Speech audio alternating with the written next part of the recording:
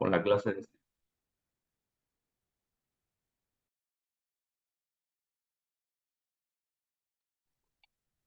Oramos, ¿sí? Señor, te damos gracias por esta nueva oportunidad de reunirnos, de aprender, de seguir aprendiendo más de ti, Señor. Te pedimos que tú estés con nosotros, que bendigas al profesor, que bendigas también a su familia, que lo ayudes a que en esta mañana nos esté transmitiendo lo que Él quiere transmitirnos, Señor. Te pedimos que tú estés con Él. También te pido que estés con cada uno de nosotros, que estamos presentes, Señor, con nuestras familias y también con nuestros compañeros que van a ver la clase grabada. Te pido que tú nos acompañes a cada uno, que tú dirijas nuestros pasos y nos ayudes a comprender más de ti, Señor. Te pido esto y te agradezco infinitamente por todas tus bondades, en el santo y bendito nombre de Cristo Jesús, tu Hijo. Amén.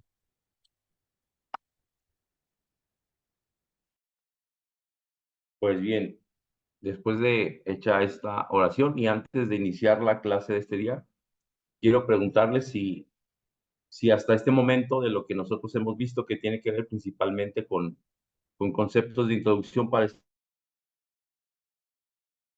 iglesia, si nosotros tenemos alguna pregunta, alguna duda que podamos esclarecer antes de, ya vamos a ver prácticamente lo que es historia y sobre todo historia de nuestra iglesia, que tiene que ver con la doctrina, con el debate teológico, con la teología histórica, con todos estos prolegómenos, o bueno, con todos estos conceptos introductorios que hemos visto hasta este momento.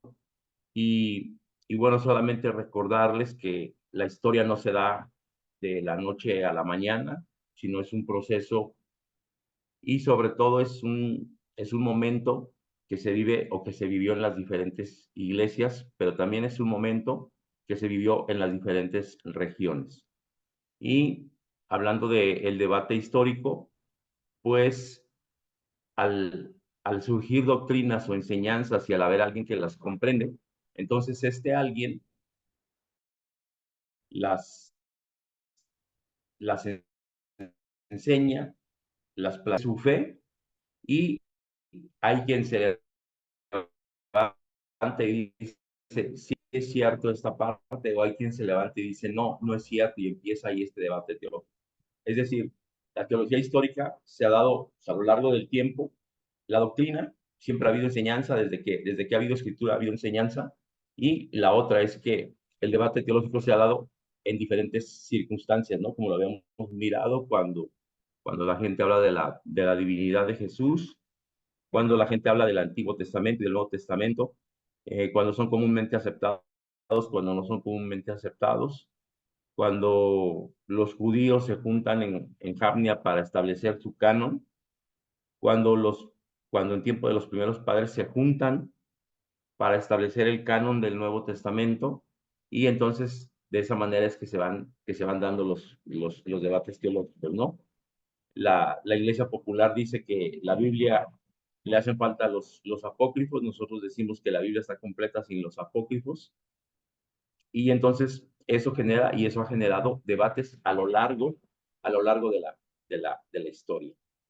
Y pues nosotros entendemos que de alguna manera la doctrina tiene que ser enseñada. Una cosa es que se tengan cuestiones escritas, que tengamos nosotros un libro, una guía de estudio, una metodología del estudio, pero la tenemos ahí y mientras no la enseñemos, pues entonces no estamos practicando lo que verdaderamente tendrá que ser enseñanza, sino simple y sencillamente se quedará escrito como una ley, ¿no? Entonces, pues haciendo un resumen, es lo que hemos visto a lo largo de estos dos primeras clases. Y antes de iniciar, me gustaría saber si existe alguna pregunta, algo en lo que podamos ampliar. eh, y, y si no, pues iniciamos.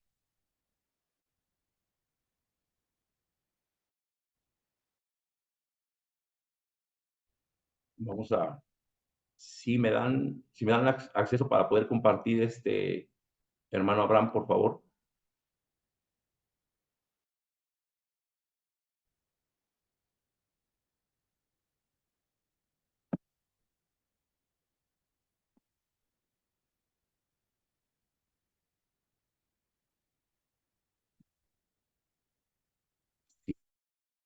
Y anda,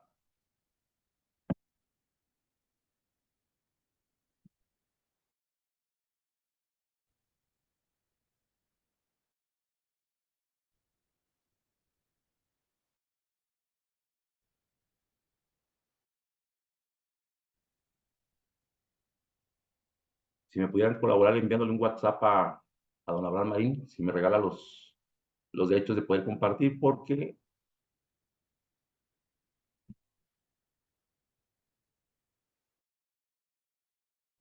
no los tengo, y si continúo así con la clase, pues me voy a sacar y va a estar bien enfadosa nomás estarme viendo.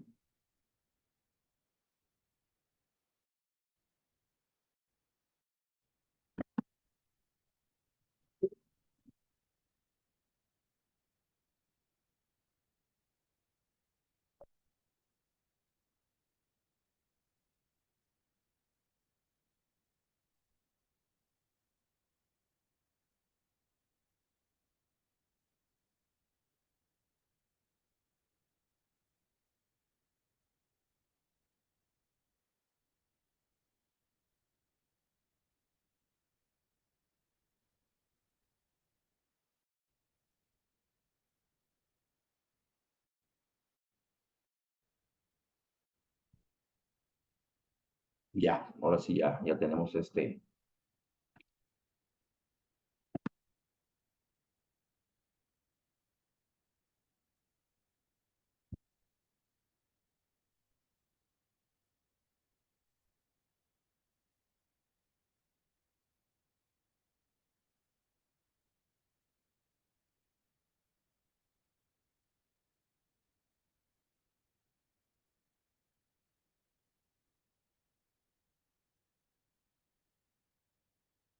Pues bien, como les comentaba, ya vamos a entrar de lleno a la clase de historia y historia de la iglesia. Y entonces, los temas a tratar en la materia, nosotros ya miramos lo que fue la teología histórica, ya miramos introductoriamente lo que es el debate histórico, y hoy vamos a tratar de ver Jesús y su teología, y todo esto obviamente pues sucedió en el primer siglo, ¿no?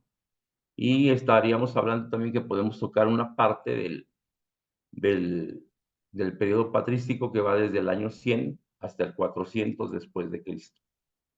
Y comprender que esta parte de la historia, aunque Jesús estuvo hasta antes del 40, es decir, entre el después de Cristo y el 33, 36, por ahí así, por esta parte en la que los historiadores no pusieron el punto de partida desde su nacimiento, sino que hubo un movimiento continuo y posteriormente se empezó a escribir la historia del cristianismo. Nosotros tendríamos que entender que los datos que nosotros tenemos, a pesar de que ahí ya había escritura, a pesar de que ahí había cronistas o historiadores, pues los datos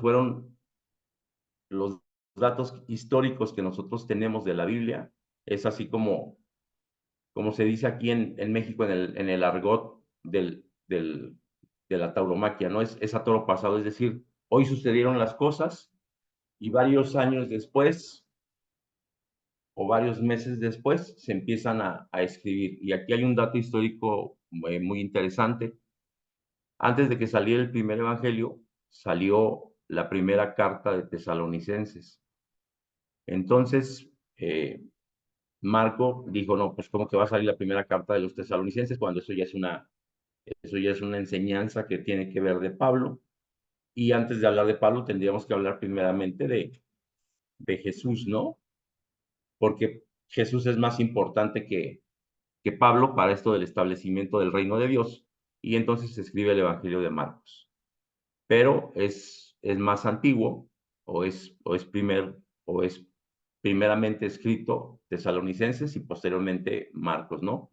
Y recordemos ahora nosotros que a lo largo de la historia bíblica no se ponen los libros cronológicamente, sino se han puesto de manera de agruparlos, ¿no? Y al escribir Marcos, el Evangelio de Marcos, pues nace un nuevo género literario que tiene que ver con el Evangelio, ¿no? Y esto del Evangelio, pues es con anunciar las buenas nuevas de salvación, pero sobre todo con establecer de, el reino de Dios en la tierra. Esta, esta clase, como todas, tiene un objetivo, y el objetivo de esta clase, y los invito a que tomen nota de esto, es examinar críticamente las similitudes y las diferencias entre las concepciones de mesianismo, salvación y prácticas rituales entre cristianismo y judaísmo, con el fin de entender cómo Jesús y sus enseñanzas se sitúan en ambos contextos religiosos. Este análisis buscará fomentar una operación de la diversidad teológica y cultural y promover el diálogo interreligioso basado en el respeto mutuo y entendimiento.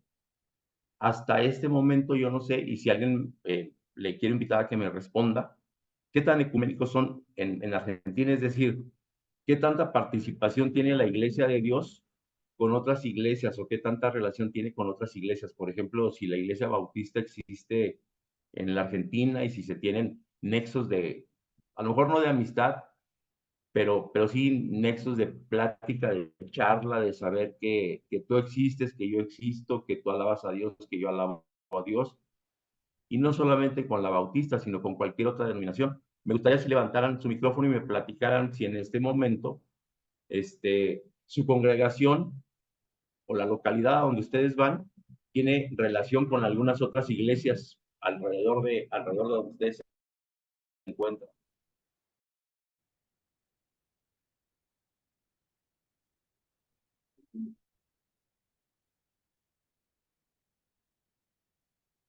Y, y para esto, Bueno, pues, adelante, adelante. Sí, adelante. perdón. Sí, personalmente noto que en mi congregación, que asisto en Buenos Aires, Loma Verde, hay cierto interrelacionamiento con la iglesia adventista. No en el intercambio de doctrinas, tanto como en que participen de actividades que se hacen, por así decir, y bueno, terminan interactuando en comunidad, digamos. Eso es la relación que puede existir. Y bueno, sabiendo que también en la doctrina no es que haya demasiada diferencia de al menos los puntos más importantes. Ajá. Perfecto. Muchas gracias, Brenda, y bienvenida a la clase de historia de la iglesia. Bueno, platico esto y comento esto porque al menos yo conozco 4 o 5 pastores de la iglesia que tienen un chat, es decir, un grupo de WhatsApp con los diferentes pastores de la zona en donde ellos son pastores. Y esto es interesante porque, como bien decía Brenda, tal vez hay puntos que convergen doctrinalmente, pero lo más importante es que ellos se unifican o se unen para hacer oración por la colonia, para hacer oración por la región, para hacer oración por el municipio, para hacer algunas acciones en beneficio de los más necesitados. Y esto es interesante, ¿no? Más allá de que tú conserves tu esencia, participas en beneficio o en pro de la sociedad. Adelante, Amanda, gracias. Buen día a todos, paz. Bueno, acá en Buen día, Colombia, paz. en la iglesia, yo asisto a la iglesia de Bogotá, porque tenemos en Bogotá y en Villavicencio. No, nosotros sí son, digamos que casi no hay interrelación con ninguna cercana, ni que esté cerca pues al entorno donde está la iglesia. Es, somos como muy solitarios, diría yo, no, en algunas ocasiones, alguna vez, pero hace muchos años, sí, sí se tuvo, por ejemplo, que fuera algún pastor de otra iglesia a hacer alguna charla o algo, pero ahora no, casi no hay una interrelación.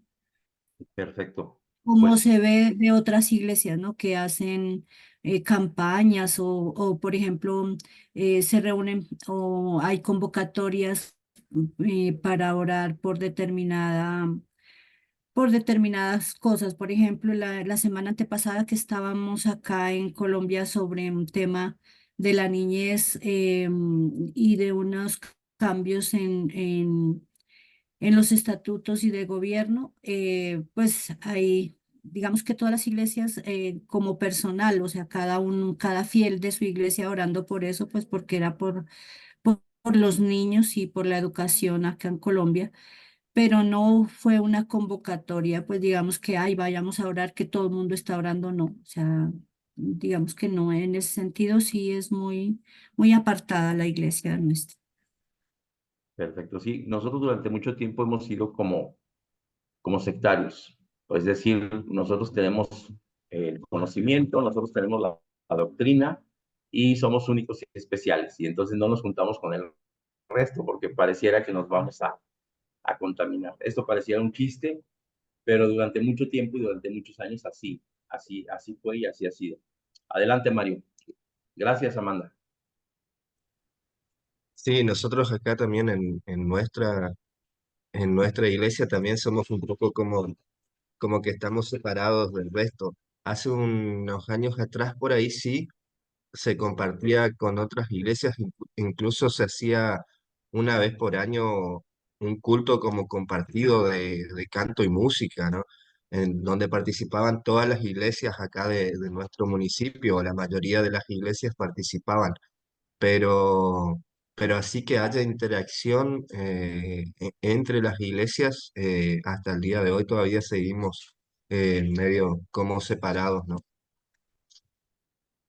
Perfecto. Y bueno, no vamos a tratar de convencer a la otra iglesia para que se haga adepto o para que se unifique a nosotros, pero sí se puede, sí se amplía y sí se fortalece la vida espiritual de una sociedad cuando los pastores, cuando las iglesias actúan, sobre todo en conjunto, en beneficio de una sociedad, ¿no? Entonces, parte del objetivo de esta clase es precisamente esto, que el análisis nos haga buscar y fomentar una apreciación de la diversidad teológica y cultural, pero sobre todo promover este diálogo en beneficio. O sea, tal vez, pues sí, vamos a empezar a tener un diálogo, pero ¿cuál va a ser el objetivo de tener ese diálogo? Promover y saber que tú tienes cosas que tal vez yo no tengo, pero juntos podemos fortalecer esta parte, ¿no? Entonces, este objetivo principalmente se centra en que podamos analizar comparativamente eh, cómo podemos ayudarnos primero como estudiantes a identificar puntos de divergencia y puntos de convergencia, no solamente lo que vamos a estudiar, sino en la multiculturalidad de nuestro entorno, pero hoy en específicamente nos vamos a dar cuenta que había puntos de convergencia y de divergencia entre el judaísmo y el cristianismo. Y acá yo quiero que ustedes noten algo. Cristo Jesús desde muy temprana edad fue a ser capacitado para que a los 7 años él pudiera recitar y pudiera conocer los 600 y tantos preceptos de un judío. Entonces Cristo Jesús religiosamente era judío. Y entonces tendríamos que empezar a tomar nosotros esta parte interesante de la historia, ¿no? Cristo Jesús era judío y entonces fue, así como Pablo fue creado a los pies de Gamaliel, en el tiempo de Jesús había dos personajes importantes como Shimaí y Gilel, y ellos eran los máximos exponentes del judaísmo. Entonces, viene Cristo Jesús y desde su judaísmo, desde su muy personal judaísmo, empieza a proclamar el reino de Dios en medio de nosotros, ¿no?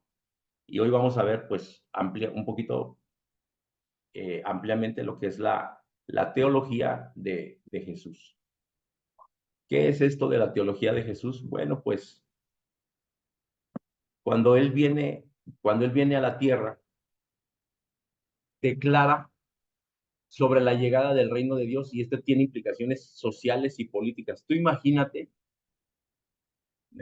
quiero preguntarles si ustedes me dicen, ¿Milei ya está gobernando en la Argentina? ¿Sí? Ok. Cuando en la Argentina se supo que Milei fue electo para ser el presidente de la República Argentina, al siguiente día fue presidente o pasó un proceso.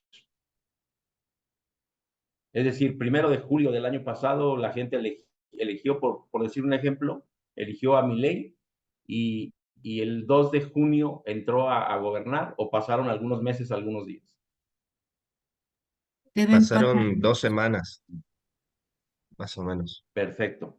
Nosotros como mexicanos estamos en un proceso de elecciones presidenciales y entonces hace 2 o 3 semanas alguien de apellido Sheinbaum, mujer, ganó las elecciones para presidente de México. Nunca hemos tenido una mujer presidente. Pero entonces, cuando sale el Instituto Nacional Electoral y dice, Claudia Sheinbaum será la próxima presidente de la República Mexicana, sucede que el gobierno de Claudia Sheinbaum ha llegado a la República Mexicana. Y todavía no es el gobierno, pero ya hay demasiadas expectativas positivas y negativas. Y pues de alguna manera Claudia Sheinbaum hace 6 años se conoce porque trabaja en el gabinete de este señor Andrés Manuel López. Y cuando Cristo Jesús, ahora ya quiero traerte a esta parte, cuando Cristo Jesús llega a la tierra y empieza su misión, empieza a declarar, el reino de Dios ha llegado. Cuando tú declaras el reino de Dios ha llegado, o cuando tú declaras un reino ha llegado, pero precisamente en medio del Imperio Romano, esto tiene definitivamente un carácter religioso, social, político y tal vez más sociopolítico que religioso.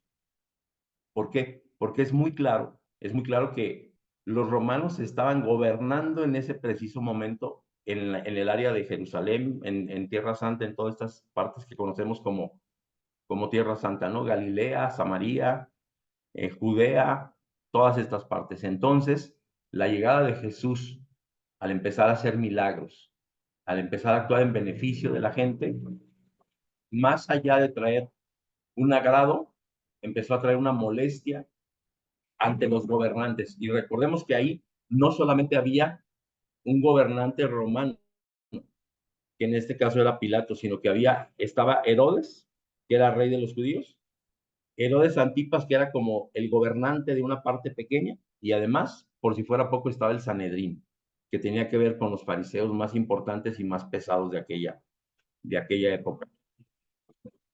Y entonces Jesús llega y proclama, el reino de Dios ha llegado.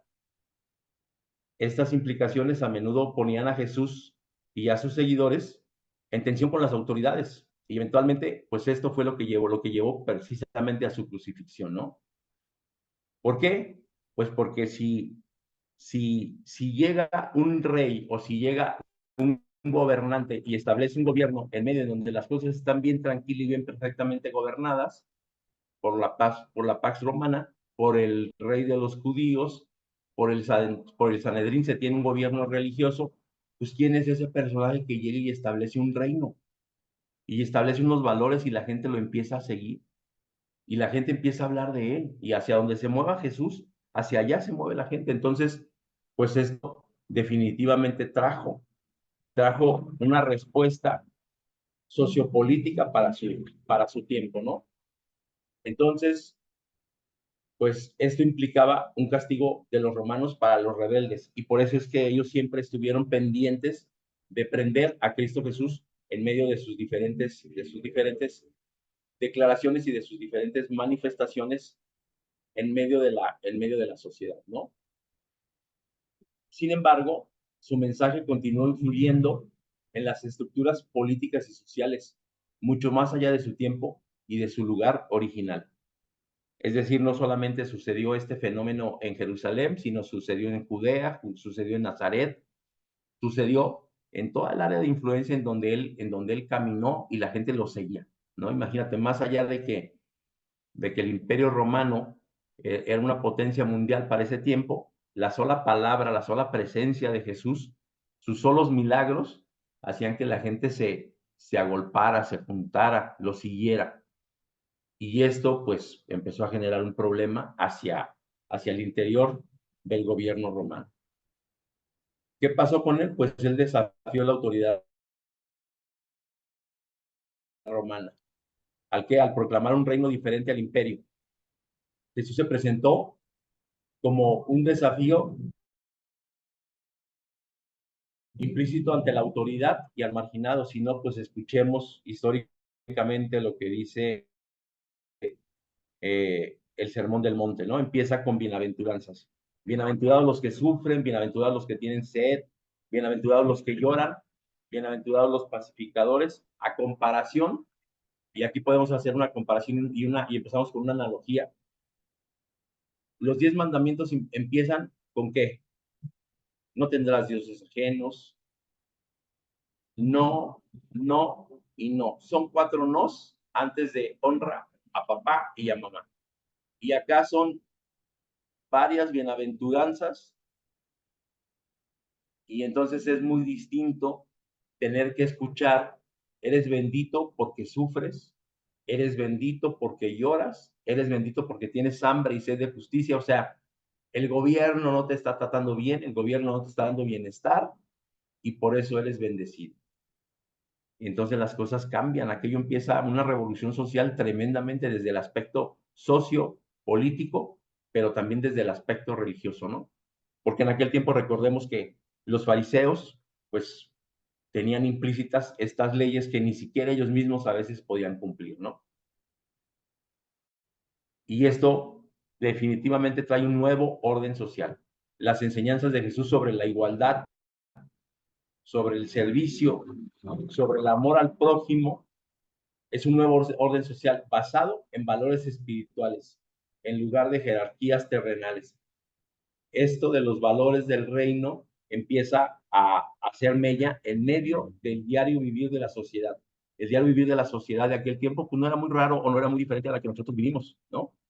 La prepotencia, la influencia, los crímenes, la preferencia o la justicia se impartía al que tenía mayor capacidad económica. Hoy no es diferente.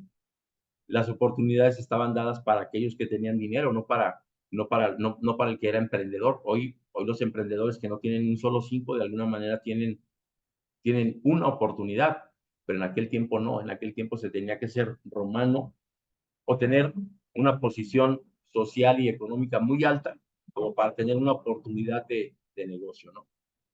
Las enseñanzas de Jesús, pues, vienen a ser fundamentales para esto que se empieza a conocer como la teología cristiana. Cristo Jesús, tenemos que recordar esta parte, Él no viene a fundar el cristianismo, Él viene y habla del reino de Dios. Y más adelante nosotros nos vamos a dar cuenta que después de la diáspora, o sea, después de la dispersión de los judíos al resto del Imperio Romano, pues empiezan a llamar por primera vez en Antioquía cristianos, ¿no? El amor y la misericordia,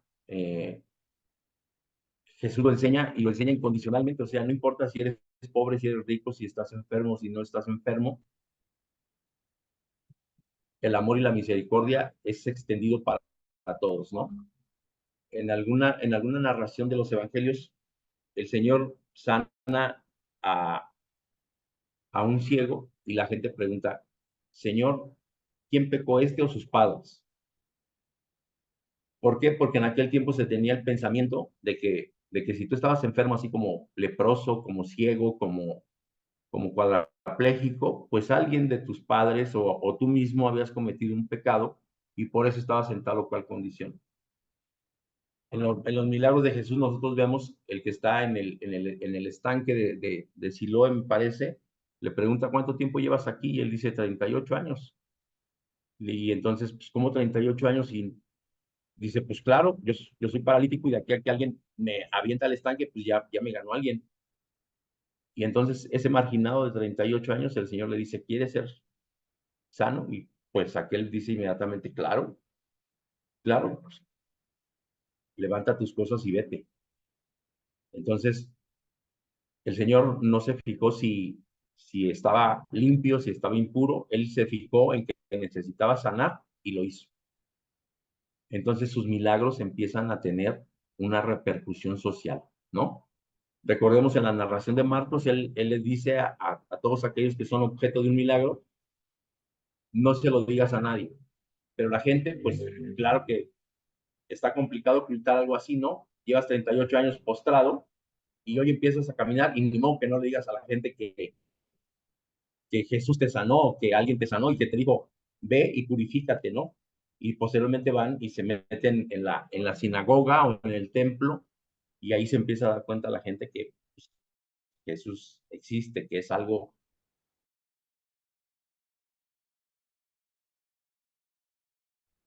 importante que está sucediendo, pues la proclamación del reino es el mensaje central de Cristo Jesús, y el lineamiento o la ética de este reino, pues tiene que ver con la ética del Sermón del Monte, con las enseñanzas del Sermón del Monte, que tiene que ver con la regla de oro, que tiene que ver con el amor a los enemigos, y obviamente estos son pilares para la fe cristiana, ¿no? La salvación a través de la fe y de la gracia, Jesús también habla de esto. Para aquel entonces, nosotros tendríamos que recordar de dónde viene y de dónde procede la llegada de Jesús. Había existido anteriormente un periodo intertestamentario en donde algunos historiadores dicen que no se tocó la palabra de Dios, pero hoy, gracias a la ciencia, podemos darnos cuenta que hubo varios escritos, que hubo varios libros que se escribieron en ese periodo intertestamentario y que obviamente pues la palabra de Dios tenía vigencia y se seguía hablando en ese tiempo, ¿no? Paz y no violencia. A pesar de la opresión romana, Jesús abogó por la paz y la no violencia, lo que contrastaba con las revueltas y con las resistencias armadas de esa época, ¿no? Y bien, pues vamos a ver nosotros un poco de esto. Jesús hizo teología. La teología de Cristo Jesús fue ecléctica. ¿Por qué? Pues porque él tenía parte de filosofía esenia, como dalo todo a los pobres, según Marcos 10:21, cuando vemos que se encuentra con el joven rico. El joven rico va a tener muchas repercusiones a lo largo de la historia de la iglesia, lo vamos a ver más adelante en el tiempo de los valdenses. También hablaba de filosofías y de conocimientos fariseos como, perdón, Shammai, que fue uno de los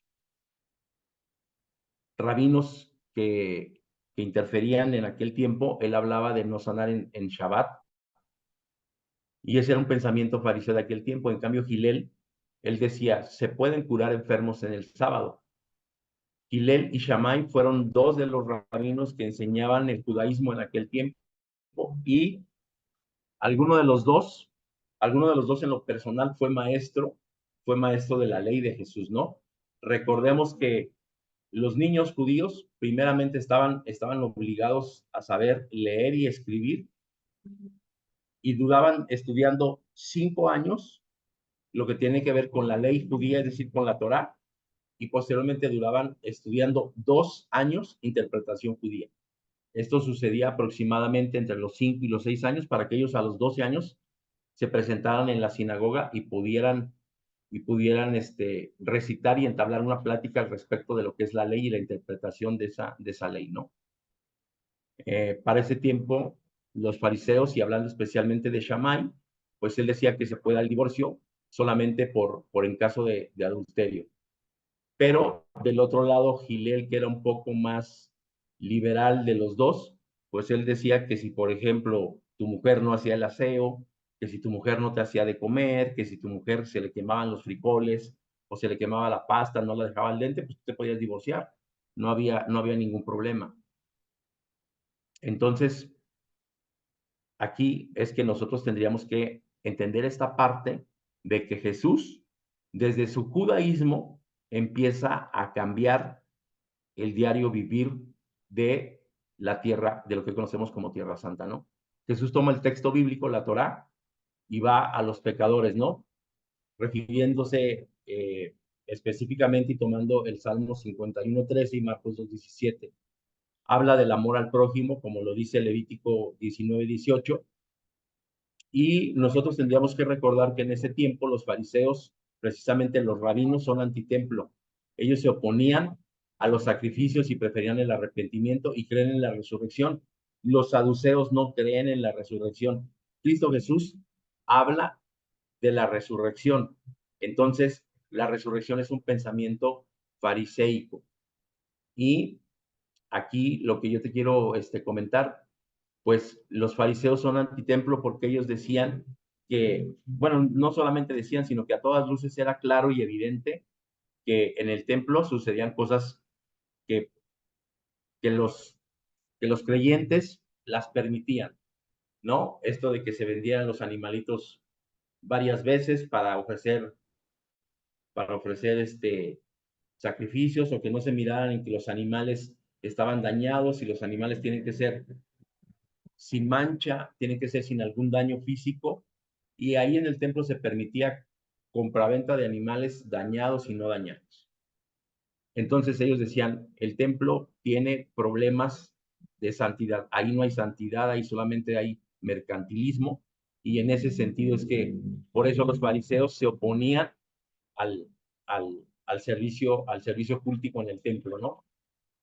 Ahora, el Padre Nuestro, hay una oración que se llama Kadish, y el Padre Nuestro está, bueno, Jesús nos enseña a orar, pero esta es una tradición judía muy anterior, y el Señor Jesús la trae, ¿no? ¿Cómo nos podemos dar cuenta? Pues aquí hay un personaje que se llama Gesa Vermes. Gesa Vermes estudió en Oxford, y este hombre fue el que descubrió esta oración, ¿no? Nosotros, nosotros tendríamos que entender que a nivel de la educación, a nivel del estudio, existe una clasificación o una taxonomía, y este personaje llegó a ser precisamente doctor en historia. Entonces él tiene un rango de conocimiento muy por encima de una licenciatura, de una preparatoria, de un pregrado, de un posgrado, y de esta manera es que nosotros hoy sabemos este tipo de cosas, ¿no? Que, que Jesús tenía esta teología ecléctica, es decir, que él tomaba de los fariseos y lo aplicaba para el bien y para la comunidad. Tomaba de los esenios y lo tomaba para el bien de la comunidad y en favor de la comunidad. Recordemos nosotros que está escrito que dice, si vuestra justicia no fuere mejor que la de los fariseos, porque obviamente él entendía el concepto tan amplio y tan claro que los fariseos tenían de justicia. Obviamente él dijo, deberían de tener ese concepto, pero deberían de amar al prójimo, deberían de tener ese concepto, pero deberían de hacer obras en favor de los más necesitados. Entonces, esta es la teología de Jesús. La teología de Jesús no es venir a instaurar un pensamiento propio. Él es venir a instaurar el reino de Dios, pero con la forma buena y bondadosa de ser del entorno, es decir, con la forma buena y bondadosa de los esenios, con la forma buena y bondadosa de los saduceos, con la forma buena y bondadosa de los fariseos, empieza a pregonar sus valores. Y entonces tenemos nosotros un momento interesante entre cristianismo y judaísmo. ¿Cuál es su fuente principal? Pues nos acabamos de dar cuenta que la fuente principal fueron y eran todos esos movimientos religiosos que se daban o que se dieron en su momento en aquella región, ¿no?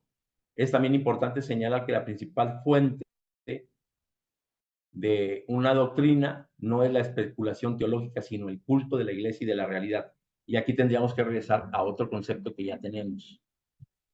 Con frecuencia los eruditos se refieren a este principio como el lex orandi et lex credendi, es decir, la regla del culto se convierte en la regla de la creencia. Y esto surge de la vida práctica y de la vida eclesial. Y podemos poner un ejemplo, y esto es, ya lo habíamos hablado, y este es un recordatorio, el bautismo, la fiesta de las cabañas o la alabanza carismática, ¿no? Entonces, quiero hacer aquí un alto para preguntar si se tiene alguna pregunta, si hay algo que repetir, que aclarar para continuar.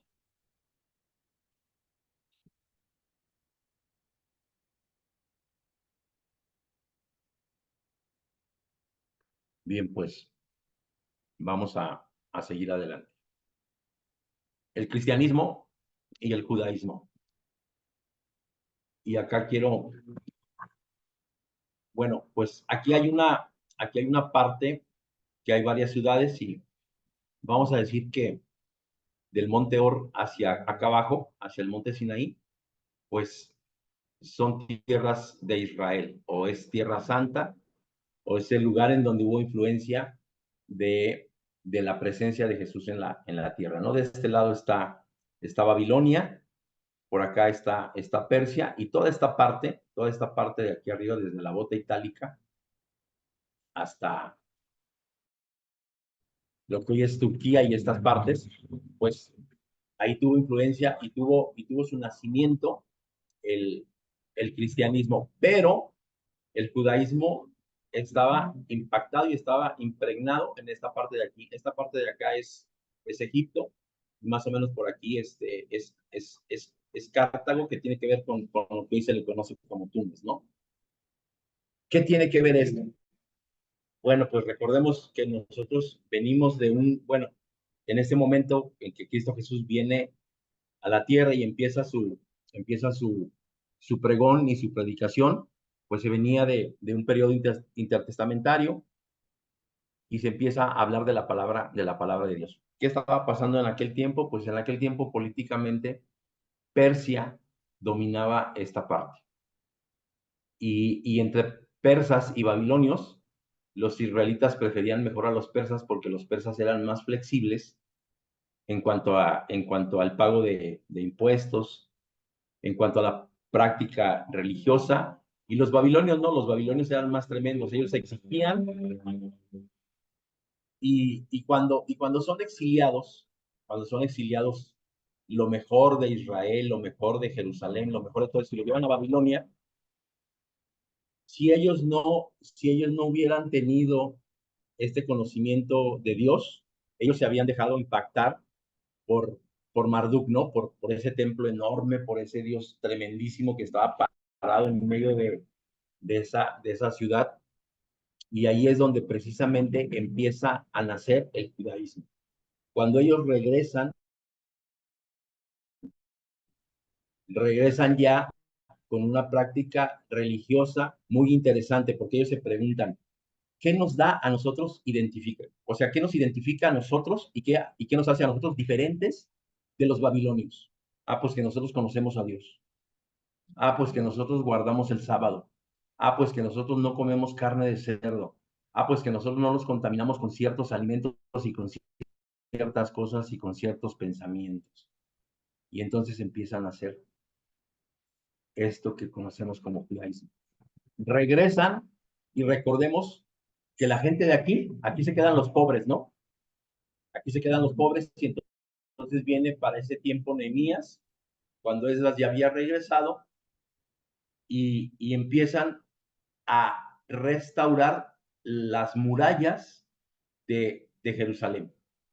No solamente eso, empiezan a restaurar el templo que también por primera vez había sido destruido y que a ellos les causaba mucho dolor, ¿no? Porque pues, era el templo que Salomón había erigido y había dedicado a Dios. Pero sucede que cuando pasa todo esto y ellos empiezan a regresar y hay un ambiente político muy tenso en esta zona, yo quiero comentarles que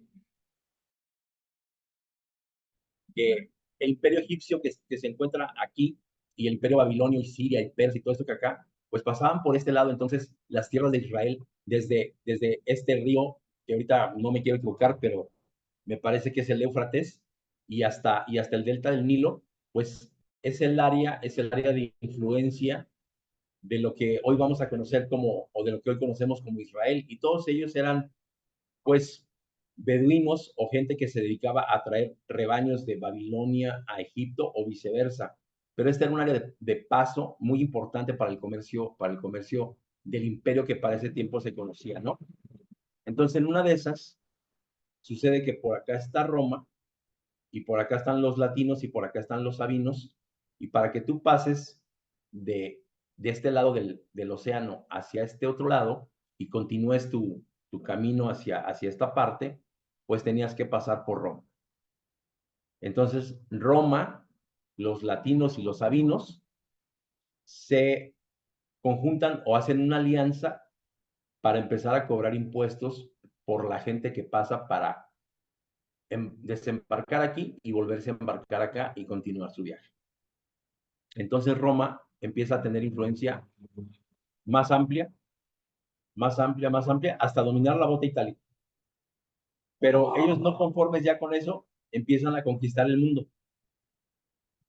Ellos no querían conquistar el mundo, ellos simple y sencillamente querían recibir un emolumento, un impuesto, cobrar algo por pasar por aquí. Pero se dieron cuenta que podían gobernar todo esto. Se dieron cuenta que podían ampliar hacia acá. ¿Por qué? Porque parece entonces, pues, gente como Alejandro Magno ya había conquistado y ya era el rey del mundo, ¿no? ¿Por qué? Pues porque Alejandro Magno llegó a conquistar Babilonia, llegó a tener influencia en Egipto, y pues estos muchachitos dijeron, pues, ¿por qué no vamos a intentarlo? Y lo intentaron, y llegaron a ser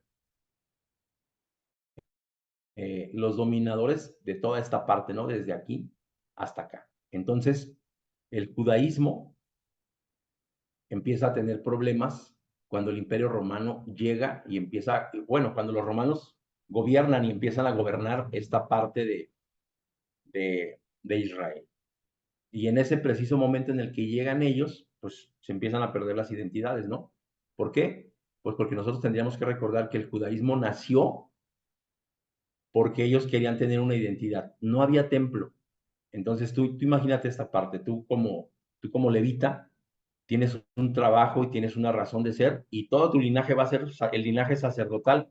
Pues al destruirse el templo, ¿qué pasa? Pues se acaba ese linaje, termina ese linaje, y entonces nace la línea rabínica, y los rabinos se dedican a hacer y a decir cómo se tendría que hacer y cómo se tendrían que decir las cosas.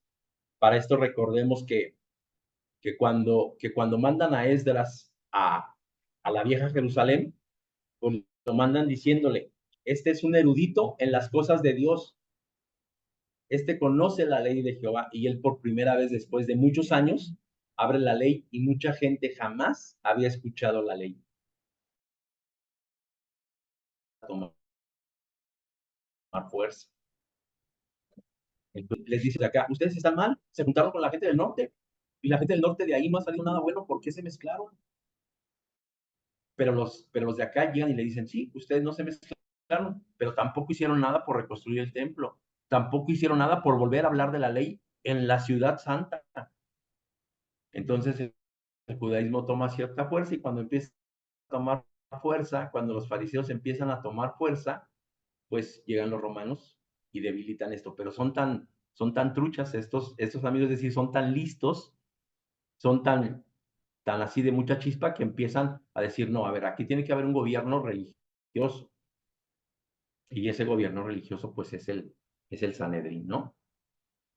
Nos vamos a dar cuenta que posteriormente a esto, cuando ya hay un cristianismo formado, cuando por primera vez en Antioquía, en esta parte de por aquí, se le empieza a decir a los seguidores de Cristo cristianos, antes de eso se les llamaba los del camino.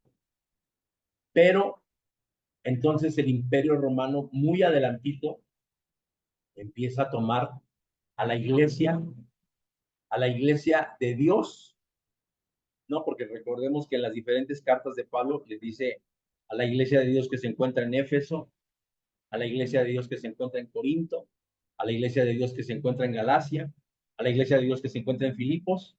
Entonces, los romanos empiezan a tomar las creencias del cristianismo y se las quedan, las cautivan, porque parece entonces el imperio romano tronó, es decir, se debilitó y ellos ya no gobernaban militarmente, pero muy astutamente dijeron, ¿cómo podemos seguir gobernando? Ah, pues sí, ahora hay un templo en cada centro de cada municipalidad, de cada ciudad, de cada región, pues que eso sea la iglesia católica. Y católica no porque sea única y exclusiva, sino por la universalidad, porque para ese entonces esto era el universo conocido. Y aquí se conocía clara y perfectamente la doctrina de la iglesia de Dios. Pasa el tiempo y vamos a platicar que de aquí hacia acá, hay una ruptura entonces en la iglesia imperial, en la iglesia católica, y la gente de Oriente no piensa como la gente de Occidente. En Occidente, cualquier personaje podría ser obispo, siempre y cuando estuviera de ministerio, y acá no. Acá hay el papel de un obispo en esta región, ¿no? Y hoy conservamos, bueno, hoy se sigue conservando la iglesia ortodoxa que tiene su sede por acá en Grecia, la iglesia cóptica, que es una iglesia total y absolutamente ortodoxa, y obviamente pues la forma de los templos de las iglesias orientales son muy distintas a la forma de los templos de las iglesias occidentales. No tenemos una fecha que hable muy claramente de la independencia del cristianismo, del judaísmo, pero sí nos damos cuenta que hacia el año 49 las cosas ya no son iguales, es decir, ya había muerto Jesús, ya había muerto Pablo, ya había muerto Pedro, y no se tiene una fecha de esta separación, de esta independencia, pero para ese entonces ya se empiezan a conformar más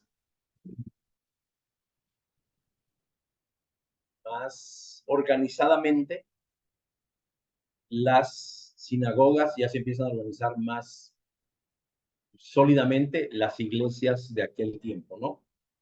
En aquel tiempo será un judío o grupo de unos nuevos judíos que seguían al Mesías Nazareno.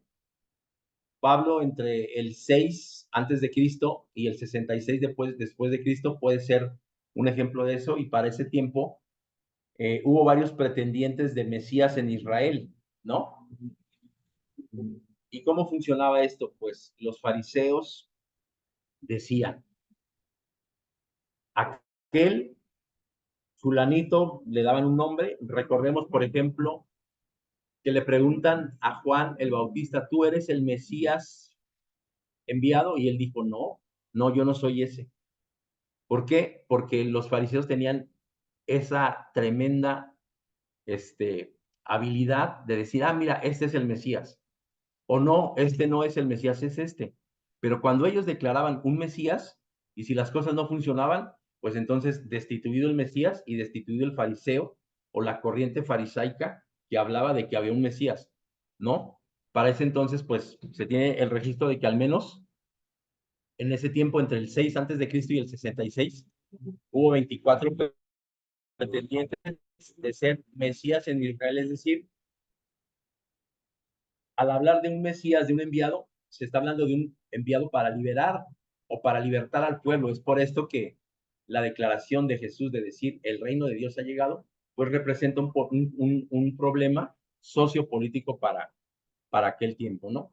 Posteriormente, sí, en un futuro se da el concilio de Antioquía en el año 49. Para ese entonces nosotros tendríamos que entender que ya se dio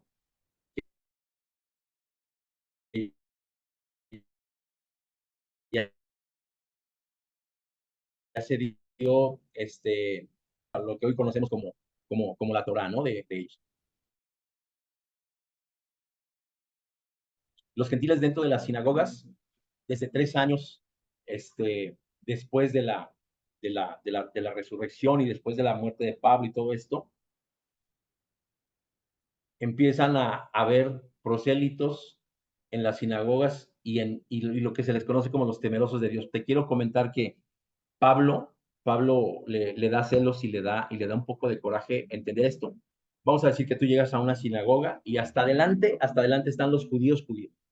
Es decir, los judíos que conocen de la ley, los judíos que saben de cuestiones farisaicas, de cuestiones, pues, de orden fariseo, ¿no? Porque recordemos que la orden farisea se genera después de la llegada de Babilonia, y entonces empieza a tomar un poder religioso muy fuerte. Entonces, los judíos son los primeros que se sientan en las bancas de adelante o toman los primeros lugares en la sinagoga. Posteriormente estaban los prosélitos, que son esos, los que se convirtieron, es decir, los gentiles y no judíos que se convirtieron al judaísmo. Y obviamente vamos a suponer que había 10 judíos, por decir una cantidad, pero había 40 prosélitos. Pero obviamente estos 10 primeros judíos tenían un peso importante y muy específico sobre los 40 prosélitos, que no eran judíos, pero ya se habían circuncidado. Y después de eso estaban los que se les conocía como temerosos de Dios, es decir, 150 temerosos de Dios que estaban ahí conjuntados con ellos, pero no tenían ni voz ni voto, simple y sencillamente iban a ver, pero ellos ya tenían el pensamiento de un día yo voy a ser prosélito, es decir, un día yo me voy a circuncidar para ser judío prosélito. Pero te quiero comentar que no era tan fácil circuncidarse. No sé si tú conozcas a alguien que adultamente o que a una edad adulta o a una edad de la adolescencia se hizo la circuncisión, y es un problema tremendo. Es un problema tremendo por lo doloroso que es esto y por el tiempo que duras con dolor en aquella parte importante para un varón. En aquel tiempo no se tenía ni la tecnología ni la sanidad suficiente para hacer eso, y sí se tienen datos de que había gente que fallecía por infecciones en su aparato reproductor. Entonces la gente decía, yo voy a ir a la sinagoga, voy a ir a aprender, pero no me voy a circuncidar jamás, eso está complicado.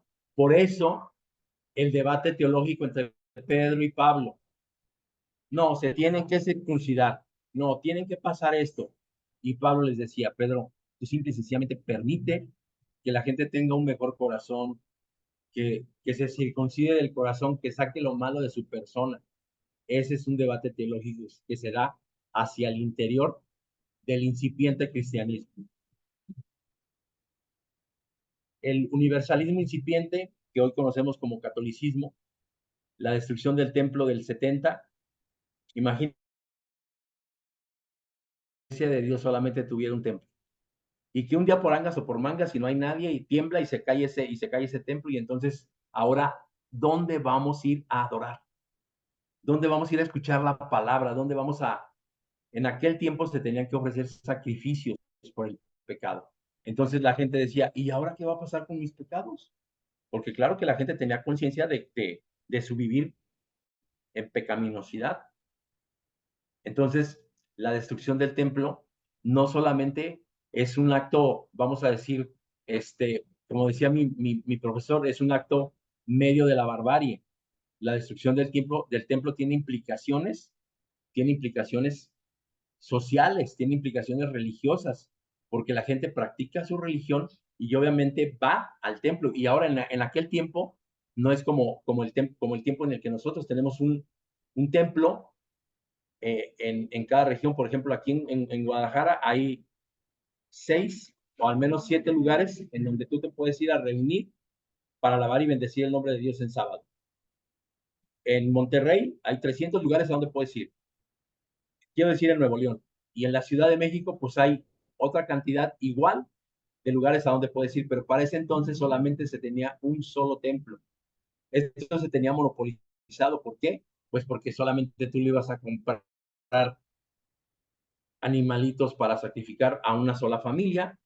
No tenías el negocio de esto, de los sacrificios y de los holocaustos, no se iba a ir a un lugar distinto de Jerusalén, sino que tenía que estar centralizado y monopolizado, porque así se tenía desde la época davídica, ¿no? Entonces, llegan y destruyen el templo. ¿Y por qué lo destruyen? Pues por odio a los judíos, ¿no?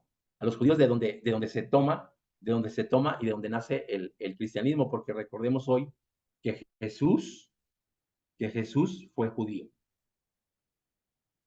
Los ebionitas para ese tiempo eran cristianos judíos que guardaban la ley, ¿no? Esto es entre el siglo I y el siglo IV después de Cristo, en Jerusalén, y solamente se aceptaba el Evangelio de Mateo. Tendríamos que recordar nosotros que el Evangelio de Mateo está escrito para los judíos y tiene 5 formas, o está separado en 5 partes. Y cada una de esas partes de Mateo representa un libro del Pentateuco, por eso se aceptaba, ¿no?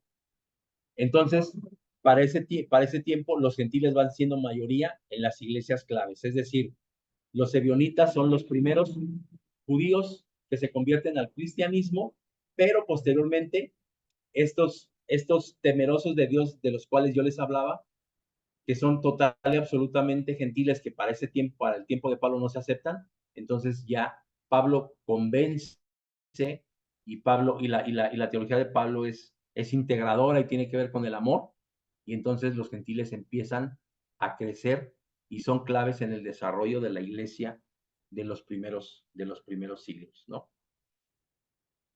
Bien, pues continuamos. Para ese tiempo ya existe una ruptura entre cristianismo y judaísmo. Ante la problemática de la iglesia, Ignacio de Antioquía en las cuestiones judías, porque esto no les conviene a las comunidades donde hay mayormente judíos, ¿no? ¿Por qué no les conviene? Pues porque ya ha habido problemas, ya vinieron y destruyeron el templo, ya hubo varias persecuciones, a los cristianos les fue muy mal con Nerón, hubo persecuciones, fueron acusados de haber quemado la ciudad, la eterna ciudad de Roma. ¿Quiénes fueron los culpables? Pues Nerón les echó la culpa a los judíos. Entonces, Ignacio de Antioquía dice, si nosotros guardamos el sábado, si nosotros celebramos la cena, si nosotros bautizamos gente con mayoría de edad o gente en su adultez, pues son prácticas que nos asemejan o nos semejan al judaísmo.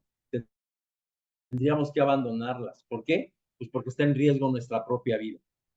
Está en riesgo nuestra propia vida, y es así como se empieza a debilitar las tradiciones judías que estaban muy arraigadas hacia el interior de la naciente iglesia cristiana, ¿no? Entonces la iglesia de Roma inicia un proceso de ruptura con el judaísmo. En el 117 después de Cristo inicia una guerra judía y los judíos son exiliados. Esto sucede aproximadamente en el 114 hacia el 117 después de Cristo. La rebelión se da, esta diáspora.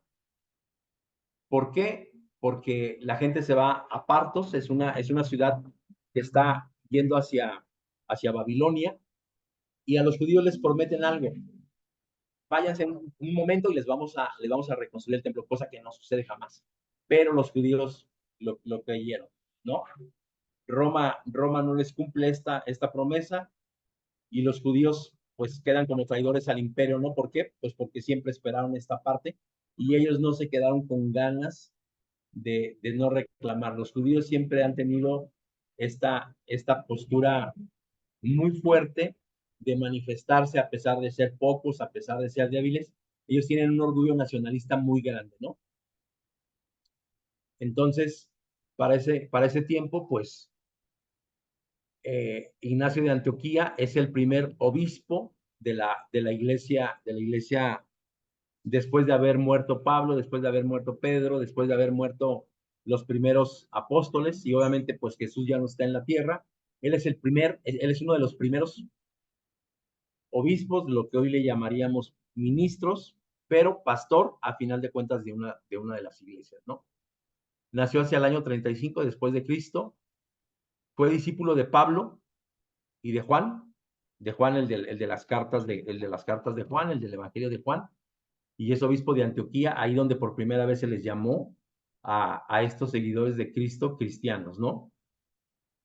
Fue el primero en llamar a la iglesia católica, pero por su universalidad. Él no es el que convierte a la iglesia de Dios en iglesia católica, él empieza a llamar así por la universalidad, es decir, por la homogenización o por la forma homogénea que tenían de creer, de pensar, de proceder y de alabar.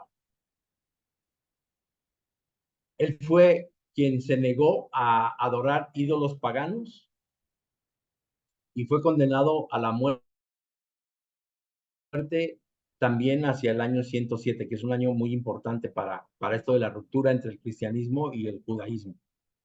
En su traslado a la ejecución de Siria a Roma escribió 7 cartas sobre la doctrina de la iglesia, ¿no? Así como Pablo le escribió a Roma, como Pablo le escribió a Galacia, como Pablo le escribió a Éfeso, Ignacio de Antioquía también tuvo su aporte hacia la forma del pensamiento y hacia la forma de la ética y de la moral cristiana. Sus escritos hablan de la constitución de la iglesia y de lo que implica para la vida cristiana. Tras ser devorado por las fieras como castigo, recibió en Roma la corona por su martirio.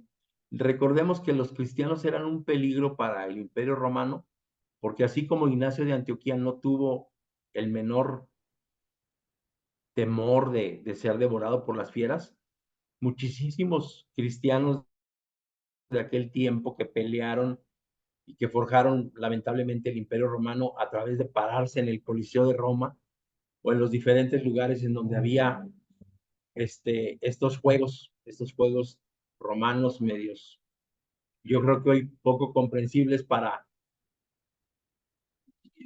la civilización, pero pues muy normales para aquel tiempo. Los cristianos no tenían ningún temor, ningún problema con pararse ahí y decir, yo sigo siendo cristiano, yo sigo profesando esta fe, ¿no? Por ahí hay un escrito que se llama Los Hechos de Pablo y Tecla, que me gustaría que si tienen la oportunidad de leerlo, lo lean. Ahí es tal cual el diario vivir de los cristianos. Y no es un libro que entró en el canon, pero no le faltó mucho para entrar, pero finalmente no pasó, ¿no? Si no, hoy lo tuviéramos como parte del canon. El libro de los Hechos de los Apóstoles, que originalmente se le llamó Los Hechos del Espíritu Santo, nos hablan mucho de esto, del martirio, de la forma comunitaria en la que se vivía en aquel tiempo, ¿no? Pues bueno, una de las consecuencias de esta ruptura es que entre el 117 y el 132, algunos líderes de las comunidades cristianas empiezan a negar la guarda del sábado. ¿Por qué? Porque los hace iguales y semejantes a los judíos. Buscan deslindarse del judaísmo, de sus raíces, por causa del contexto histórico. Es decir, ya hay muchos años de guerra, ya hay muchos años de persecución, ya ha habido demasiadas muertes, y todo por causa de los judíos, ¿no? Entonces, este contexto histórico antisemítico en el imperio y la iglesia es afectada negativamente. Hacia el siglo II se interesó en abandonar el judaísmo y se tenía que reinterpretar la escritura para deslindarse. La tercera guerra judía contra Roma, surge un personaje que se llamó el Rabí Akiva. No fue excomulgado por declararse revolucionado como Bar Kokhba, pero ni como Mesías hacia el 132 y 135, y en ese tiempo había dos Mesías. Los judíos pierden esta guerra, pero los romanos pierden 60,000 soldados. Imagínate que tu imperio le matan o le dan de baja 60,000 soldados, pero a cambio muere 500,000 de judíos. Adriano termina odiando a los judíos y hacia el 132 expulsa a todos los judíos de Jerusalén, y a Jerusalén le pone Elia Capitolina, que no significa otra cosa que Palestina, y que en latín significa Filistea, ¿no? O sea, los filisteos son los actuales palestinos, y desde entonces este problema entre israelitas o israelíes o hebreos o judíos con los palestinos. En aquel tiempo hay un personaje de nombre Marción que habla de lo que en aquel tiempo se le conocía como una herejía, porque él decía que había un Dios malo, que fue el que dictó y el que escribió el Antiguo Testamento, y había un Dios bueno, que es Jesús, el que vivió, proclamó y estableció el reino de Dios. Para su tiempo esto era una herejía, la gente no lo aceptaba, pero nosotros hoy le llamamos Antiguo y Nuevo Testamento gracias a este personaje llamado Marción. Adriano prohíbe la entrada de los judíos a Jerusalén, pero en el 135 y en el 136 un obispo cristiano gentil, líder de la iglesia de Jerusalén, que es Marción, el que les comento, pues habla de esto que tiene que ver con el Antiguo y con el Nuevo Testamento. En Roma hay un escritor muy rico, es hijo de un gentil, obispo, y él dice que hay dos dioses, ¿no? El del Antiguo y el del Nuevo Testamento, y estamos hablando de Marción. Él es el quien le pone el título al Antiguo y al Nuevo Testamento, desecha el Antiguo Testamento como palabra, es decir, empieza este problema del judaísmo. De aquí para acá, el Antiguo Testamento ya no funciona, y de aquí para acá solamente tiene que ser el Nuevo Testamento, y sí funciona. Entonces, esta creencia de que los testamentos antiguo o nuevo tienen o no vigencia, viene desde aquel entonces. ¿Por qué? Por un odio racial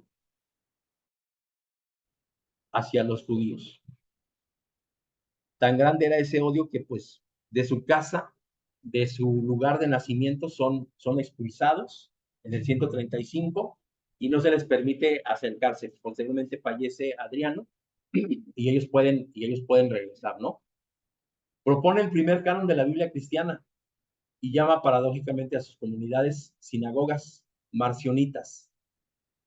Rechaza la Biblia hebrea, que tiene que ver con la Torá, y la Iglesia de Roma rechaza esa propuesta de Marción, pero sí acepta esos dos títulos bíblicos que tienen que ver con el Antiguo y con el Nuevo Testamento.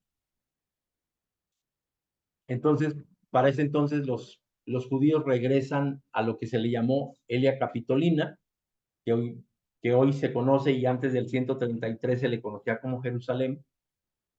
Regresan después de la muerte de Adriano y se abole o se deja sin validez esta prohibición de que regresaran ellos. La iglesia de Jerusalén vuelve a vivir sus raíces judías, mientras que los marcionitas, para ese tiempo ya muy arraigados, niegan cumplir la Torá, que tiene que ver con los 613 preceptos del judaísmo que hablamos hace un momento, y que nos dábamos cuenta que si Jesús sabía y conocía de eso, pues entonces porque era judío. Hay un diálogo, mayormente dicho, un debate teológico. ¿Qué es mejor? ¿Observar y guardar y cumplir al pie de la letra y cabalmente esos 613 preceptos, o algo que se le conoce como la ley de Noah, que tiene que ver solamente con siete puntos bien claros? No idolatrar, no matar, no robar, no cometer adulterio o incesto, no blasfemar el nombre de Dios, no comer parte de un animal si ha sido cortado vivo, es decir, que no esté ahogado en su propia sangre, y establecer cortes de justicia, y que la justicia sea en política y en beneficio y en bienestar de todos. La iglesia de Roma empieza a tener mucho poder económica y políticamente, porque el imperio para ese entonces ya empieza a decaer. Roma no solamente actúa astutamente, sino nunca pierde esa astucia y empieza a mandar colonos griegos y romanos para ocupar Judea, y de esta manera empiecen a expulsar a los judíos. Es decir, si en medio de Judea había 200,000 judíos, pues entonces Roma manda 400,000 romanos y griegos para empezar a habitar esta parte, ¿no? Esto lo escribe Justino hacia el 130. Justino y Aniceto, que son dos obispos. Justino es obispo de Jerusalén y Aniceto es obispo de Roma. Piensan en cambiar la fecha de la Cena del Señor. El 14 de Nisan, dicen, ya no vamos a depender más de los rabinos y vamos a cortar claramente con cualquier cosa o con cualquier cuestión que nos vincule al judaísmo. ¿Por qué? Porque para ese tiempo se le tenía que preguntar a los rabinos cada cuándo iba a ser 14 de Nisan. Yo te quiero preguntar, ¿tú sabes cómo se determina o cada cuándo es 14 de Nisan? 14 de Nisan en el calendario judío es siempre 14 de Nisan, pero para nuestro calendario gregoriano, ¿cómo podemos determinar en qué fecha va a caer el 14 de Nisan? No sé si alguien nos pudiera platicar a ese respecto. En aquel entonces, pues solamente los rabinos lo sabían, pero el primer plenilunio, la primer luna nueva, después del equinoccio de primavera de cada año, es 14 de Nisan. Siempre coincide con eso. Si hoy es el equinoccio de primavera y mañana hay luna nueva, es 14 de Nisan. Si hoy es el equinoccio de primavera y después de 20 días hay luna nueva, ese día es 14 de Nisan. Hoy lo podemos hacer así, y si no, pues vamos a judaísmo.com y ahí hay un calendario hasta el 3000 de en qué fecha va a caer el 14 de Nisan. Pero si tú lo checas, va a suceder esa parte. El equinoccio marca la entrada de la primavera y posteriormente a ese equinoccio, la primera luna nueva coincide con el 14 de Nisan. Entonces, ellos empiezan, Justino y Aniceto tienen ese pensamiento para evitar problemas con el Imperio Romano que tenga que ver con que yo me parezco al judaísmo o tengo rastros o formas de judaísmo, ¿no? Excomulga el obispo Víctor a todos aquellos cuartodecimanos que tiene que ver con los que guardan o con los que celebran el 14 de Nisan, ¿no? Los cuartodecimanos no son otra cosa sino aquellos que celebraban la cena, ¿no? Policarpo fue discípulo directo de alguno de los apóstoles de aquel tiempo. Algunas de las repercusiones que se dieron de aquellos tiempos, pues es el marcionismo, que habla de un Dios inferior y de un Dios superior, y esto trae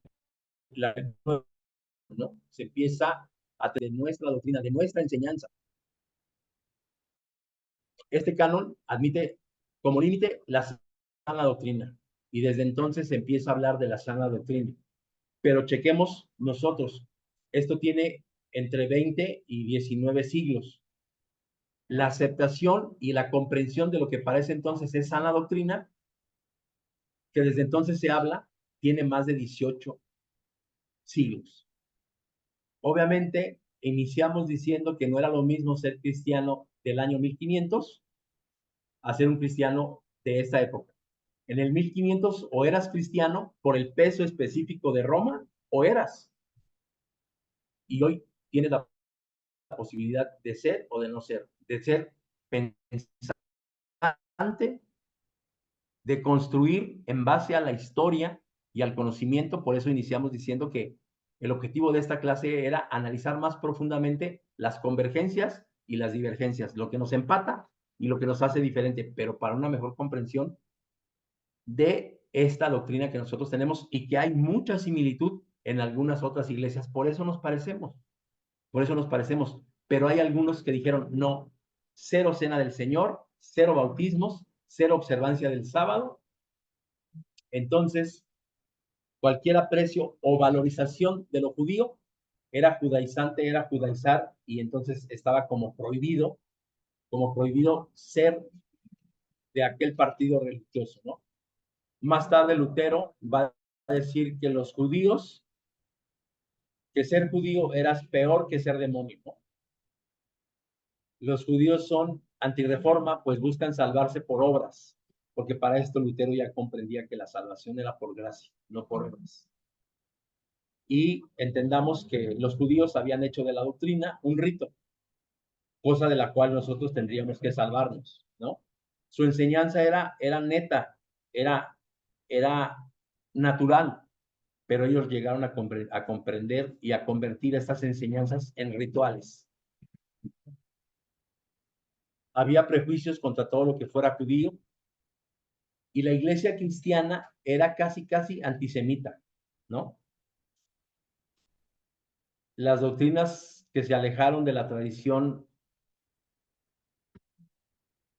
semítica y mayor aceptación de lo helénico y de lo neoplatónico. Ejemplo, lo más espiritual lo espiritual es más importante que lo material, y recordemos que este pensamiento lleva al espiritualismo.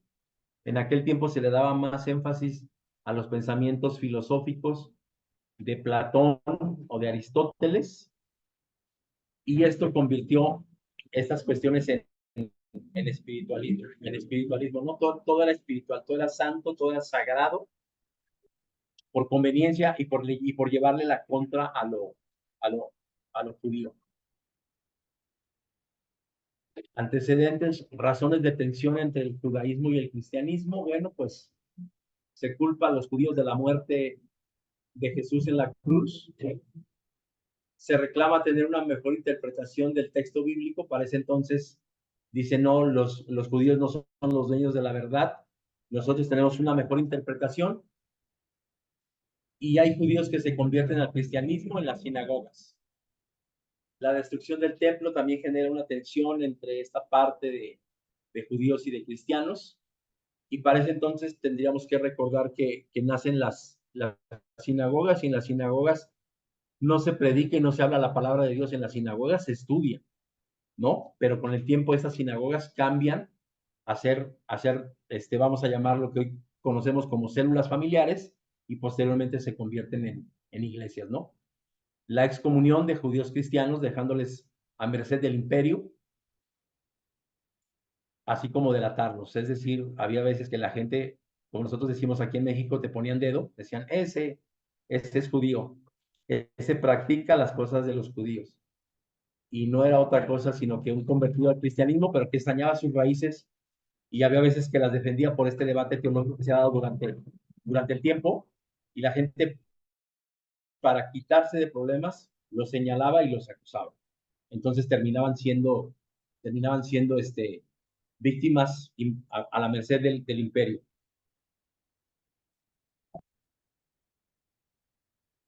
Sexto, pues obviamente hay diferencias doctrinales y teológicas entre los hermanos judíos y entre los hermanos gentiles de las nacientes iglesias cristianas. Recordemos que para ese tiempo ya no está Pedro y Pablo, que de alguna manera vinieron a ecualizar y a darle una normatividad a este pensamiento, ¿no? Hay celo por la herencia de Abraham, al ser el pueblo de Dios, y obviamente por las escrituras. ¿Quién logró conjuntar claramente esta herencia de Abraham y también traducirla en somos el pueblo de Dios? Pablo. Porque Pablo era un judío, criado a los pies de Gamaliel, fariseo de fariseos, en cuanto a la ley irreprensible. Pero todo esto lo tengo por estiércol comparado con el conocimiento del reino de Dios, del reino de los cielos. Entonces Pablo dice, a ver, yo soy bendecido por ser judío de parte de Abraham, pero el reino de Dios es para todos. Entonces, por eso Pablo es que empieza a pregonar, y lo que hace Pablo con su conocimiento, con su teología, con la práctica del amor, con la práctica de la inclusión, es llenar el imperio de aquel tiempo de cristianos. Pablo lo entendió muy bien y fue el único que logró conjuntar esa parte, pero para ese entonces, pues la creencia entre la herencia de Abraham y el reino de los cielos, pues había ahí como que una diferencia ya, ¿no? La persecución cristiana o judía se da entre sí, es decir, pues sí, tú y yo venimos a la misma iglesia, pero yo soy cristiano y tú eres judío. Yo pienso en el amor y tú piensas en la ritualidad. Yo pienso en el amor y en la extensión de la bondad para el prójimo, pero tú piensas en cumplir leyes, en cumplir ritos, en saberte los 613 preceptos, en presentarlos, y empieza a haber ahí esta tensión. Obviamente la influencia helénica, estos ciudadanos nuevos que manda Roma, helenistas y judíos, empiezan a ver como ellos no quieren ser traidores del imperio y empiezan a traicionar a los judíos. Llevamos hasta este momento, son las 7:32 y bueno, quiero dejar de compartir. Hemos terminado la clase de hoy y quiero preguntarles si el objetivo de la clase del día de hoy se cumplió. Me gustaría escuchar 2 comentarios antes de finalizar la clase. Pueden abrir su micrófono y participar.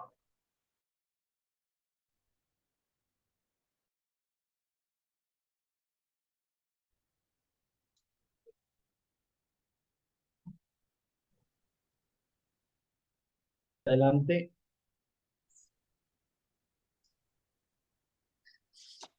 Buen día, soy Esther. Comento de la clase que me es sumamente interesante, pero es todo muy nuevo para mí. Pienso que debería verla otra vez, pero sumamente interesante. Muchas gracias, hermano pastor. Gracias por tu comentario, Esther. Quiero comentarles algo, miren. La clase de nosotros dura 1:30. Tenemos un grupo de WhatsApp. Hermana Esme, el día de ayer les comentaba que mis hijos me regalaron un celular y pasé todos los datos del celular antiguo al nuevo y no apareció el grupo. Entonces me gustaría saber si me manda un WhatsApp para saber si quedó ahí grabado. Sí, hermano. Y si no, pues lo volvemos a formar. Y les quiero comentar a todos, Natalia, Esther, Brenda, Amanda, bienvenidos a esta clase. Yo les invito a que después de haber tomado la clase, la puedan volver a repasar a lo largo de la semana. Pregunten en el foro que tenemos de WhatsApp. A partir de hoy, no dejen de ver los videos cortos. Son muy cortos los videos de Justo L. González. Están en el sílabo. Esto va a traer como consecuencia el refuerzo de nuestra clase, ¿no? Yo les pido retroalimentación porque les comentaba que yo soy muy rápido para hablar. Tengo esa mala costumbre de hablar muy rápido y a veces no me detengo para volver a repasar o para volver a decir lo que dije. Por eso ustedes en cualquier momento de la clase, de la materia, me pueden interrumpir para preguntar si algún concepto no se entendió, si algún concepto no quedó claro. Y en ese momento que se tiene fresca la duda o la pregunta, pues entonces poder proceder a la pregunta y yo trataré de responder o de hacer más grande la duda, ¿no? Fíjense que estoy tomando un curso que tiene que ver con la andragogía, es decir, con enseñarle a los adultos. La pedagogía tiene que ver con enseñarle a los niños y por esto es que cada clase va a llevar un objetivo y cada clase pues yo voy a tratar de ser más pausado en la explicación de la clase. La única manera en la que se aprende es preguntando. ¿Por qué? Pues porque cuando tú preguntas, surge de esa pregunta, surgen nuevos pensamientos, o surge incluso en la persona del profesor, surge alguna duda, y esto trae como consecuencia estudiar algo para que dentro de pronto se pueda responder esa pregunta, ¿no? Es por esto que yo hoy les motivo a que podamos volver a ver la clase a lo largo de la semana. El miércoles nos vamos a volver a ver, pero sí les pido que chequen su sílabo y que se vayan dando cuenta si vamos llevando una secuencia una secuencia adecuada de esta clase. Yo cuando empecé a estudiar historia de la iglesia, me pareció muy interesante porque yo desconocía la historia, ¿no? Uno de los puntos que nos dábamos cuenta al inicio de la materia es que ¿por qué se debe de estudiar historia? Porque la mayoría de los cristianos la desconocemos. Cualquier cristiano, ¿eh? No creas que los que se sientan del púlpito para allá, no. Pastores, obispos, sacerdotes, prelados, todos de alguna manera desconocemos aspectos finos o aspectos importantes de la historia, ¿no? Nosotros vamos a tener por ahí de 10 o 12 clases de 1 hora y media, entonces va a estar complicado en 10 o 12 clases de 1 hora y media, traer, yo les comentaba que hacer historia era como traer un muerto para que nos platique qué sucedió en aquel tiempo. Entonces es como complicado traer y alcanzar a abarcar todo y a visualizar todas las cosas, cada uno de los detalles, porque hay muchísimos detalles y yo traté de rescatar los más importantes para nuestra mejor comprensión y que nos ayuden a nuestro diario vivir, ¿no? Entonces, pues vamos a dar por concluida la clase de hoy y quiero invitar a Esther si nos puedes despedir en oración, si no hay algún otro comentario, si no hay alguna otra pregunta, pues nos despedimos en oración. Y bueno, pues una disculpa porque les comento que yo vivo en Altos y aquí abajo hay un paradero de autobuses y no solamente hay un paradero, como no hay semáforo, pues los carros o los automóviles pasan como si fuera el autódromo de Checo Pérez. Entonces, pues una disculpa si hay veces que se oye más el rum rum de un auto que mi voz. ¿Nos despides en oración, Esther, por favor? Sí, oremos. Padre bendito, te doy gracias por este día, por este momento de clase que hemos tenido. Agradezco por el profesor que tenemos y que nos trae esta clase tan interesante para que conozcamos de tu iglesia, Señor. Gracias, querido Padre, por estas nuevas cosas que podemos traer a nuestro conocimiento y para que nos sirvan en nuestra vida de cristianos. Gracias, Señor, por nuestras vidas, por la disposición de todos los alumnos que se disponen a aprender. Y gracias, Padre, por el seminario y este nuevo profesor que tenemos la bendición de conocer. Señor, bendícenos en nuestro día y en la continuación de nuestros estudios, Señor. Guíanos. Padre, todas estas cosas te las agradecemos infinitamente en el nombre de nuestro Señor Jesucristo. Amén.